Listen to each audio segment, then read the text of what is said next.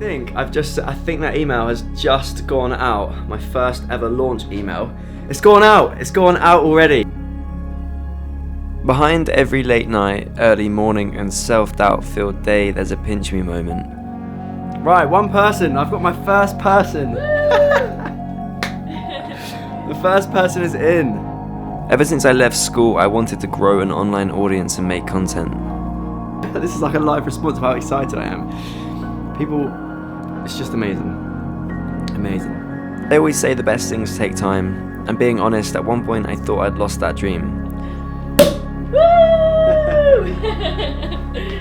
But I worked and I worked and I worked, and I created a production company, I grew my audience, and now I've launched my community. And suddenly, there it is. The pinch me moment that I once dreamt of all those years ago. Okay, 6:03. It's cold. It's cold this morning. It's alright in waking up in Bali at this sort of time, but it's not as easy when it's -2. I've been through so many chapters in my content journey, and this is the start of a new one. Welcome to the Founder Diaries episode 2.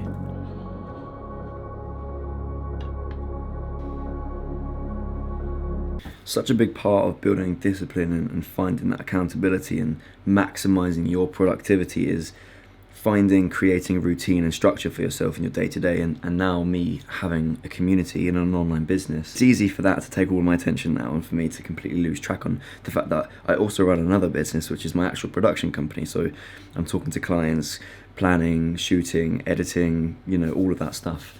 So I'm going to get into the routine of just being a community manager and a community owner, and try and find my hour slots that I can just have every single day, that I just come on and I check and I just go through the engagement and I interact with the members and I just make sure everything's flowing the way it should be, rather than being so glued to my screen that every time a notification pops up I have to respond to it straight away, because I don't want the community to revolve around me. So yeah, it's all just trial and error at the moment. Sort of get the ground running and sort of see how it manages itself without me there. And at the moment, I'm happy. I've just set up my first event, which is happening this Sunday. It's my first sort of live workshop. It's a little bit nerve-wracking as well, because obviously I haven't gone live before. So I can test it as many times as I want, but I don't actually know how it's going to work until I do it. So it's all part of getting outside of that comfort zone.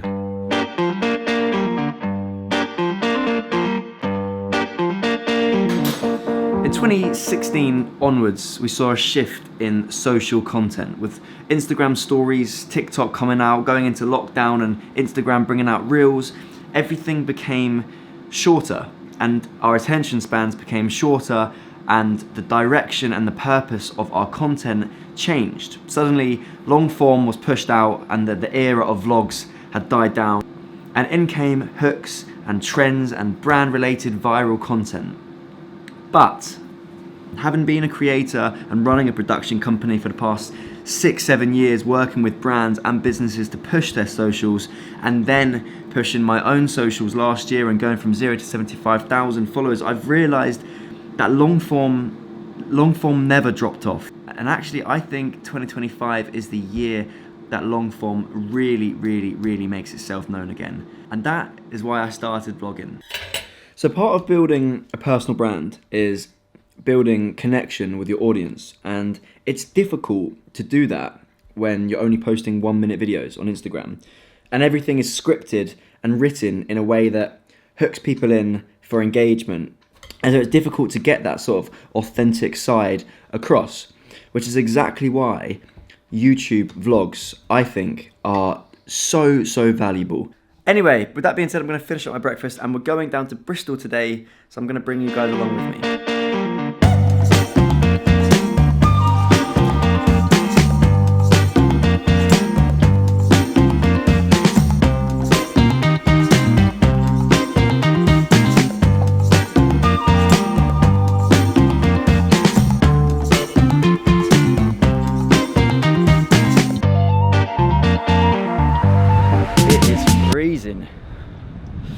I was getting so cold sat in that cafe as well. I couldn't feel my feet at one point. Okay, when you're starting out vlogging, no one wants to do it out in the street because they all get too embarrassed, and it's difficult to get your personality across the camera, which is exactly why you need to be able to break up the scenes by using B-roll and voiceovers, just to help narrate your story without feeling awkward and without getting stale and stiffening up. What you really don't want to do is just fall into the trap of just saying what you're doing. Remember, you can hook your audience in visually. We can see what you're doing. Try and give the audience some value. Try and talk about something that they're going to be able to take away from the video. That's why when I have my vlogs, I think about the purpose of the video and what the value I'm going to give before I go out and do it. In order to create a successful vlog, you need to work on pacing your video.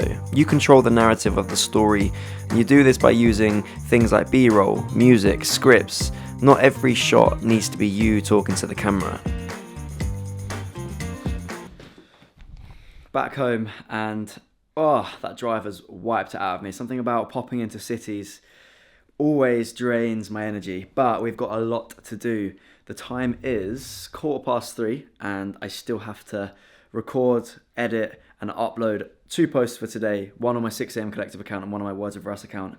I then need to go in to edit a client video for the summer promotion out in Greece for one of my events. I then need to finish up with some much needed admin work. So, less talking, more working.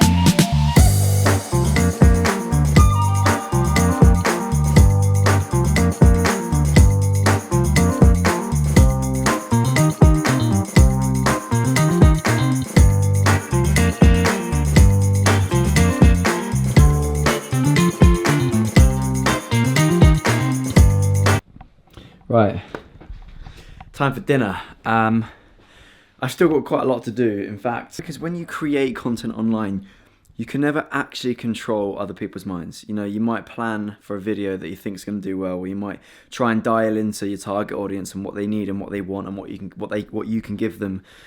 But you never actually know the things that they like until you post it.